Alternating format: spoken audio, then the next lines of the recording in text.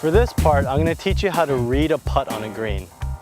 So before we hit a putt, we're going to have a game plan, know exactly what we want to do to get that ball in the hole. So the first thing I'm going to do is kind of feel the texture of the green. Just put your finger down and see if it's fast or slow. I want to do that because if the green is fast, the ball will break, meaning it'll curve more than it would on a slower green. But as for this, green seems okay. It seems about medium, not too fast and not too slow. The first thing I'm going to do when I read a green is I'm going to look at the putt from behind the ball. I'm going to crouch down. This is going to give me a general idea of how the ball is going to move as it goes towards the hole. It's not going to give me the exact read, but it's going to give me an overall sense of which way this ball will go, if it'll break left, if it'll break right.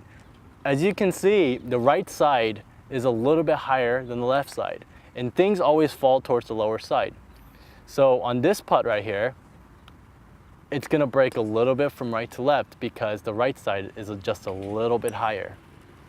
Next thing I'm going to do is, after I've kind of got an idea of which way it's going to move, I'm going to go to about halfway towards the hole just to gauge if this putt is going to be a little bit uphill or downhill. As you can walk, you can kind of feel in your feet if I'm putting uphill or if I'm putting downhill. And also I'm going to be able to pick a point of where I think I can roll the golf ball over that gives me the best shot of making this putt right here. And for this putt, as for a rough draft, I think if I roll it over this point right here, I'm going to be able to have a good shot at making this putt. Next thing I'm going to do is I'm going to go behind the golf hole, right in line with the ball in the hole right here. Now if I look at it from this angle, I can really see how the ball is going to react as it finishes up around the hole. This is one of the most important things. A lot of golfers forget to look at the break from behind, actually from behind a hole.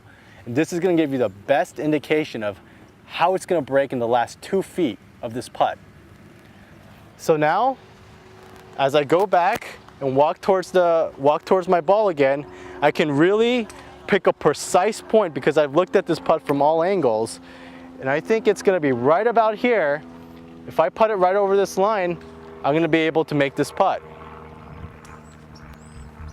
So you're going to go back behind the ball one more time, take a look at it, finalize your game plan, take my practice strokes. Now I'm ready.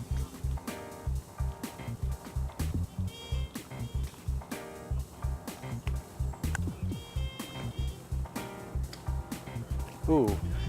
Now that ball didn't go in, but you can see I gave it a great chance. I rolled it right over my point, and I'm just a little bit behind the hole, which is great.